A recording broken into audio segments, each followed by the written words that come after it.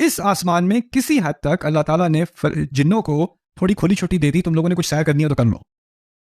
تو اس آسمان میں کم از کم ان کو تھوڑا ادھر ادھر، چلو یار وہ جوپیٹر چلتے ہیں چل، تو وہ کر لیتے ہیں. یہاں پر ان کو تھوڑا سا اسپیس ٹریول کرنے کا لائسنس ملا ہوا ہے، ویزا ملا ہوا ہے ان کو.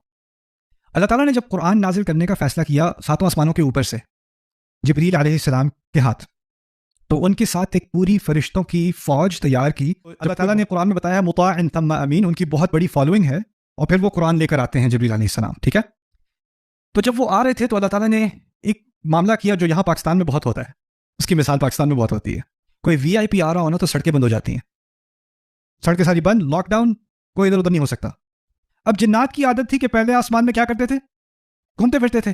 ایک دم سے اوپر جا رہے ہیں، آسمان بند ہے، گارڈ کھڑے ہوئے ہیں، کوئی نہیں جا سکتا آسمان، سارے زمین پہ بیٹھو، دنیا میں بیٹھو سارے. ابھی ان کو عادت تھی باہر گھومنے پھرنے کی، اب سارے کے سارے جن کہاں پھنسے ہوئے ہیں، دنیا میں.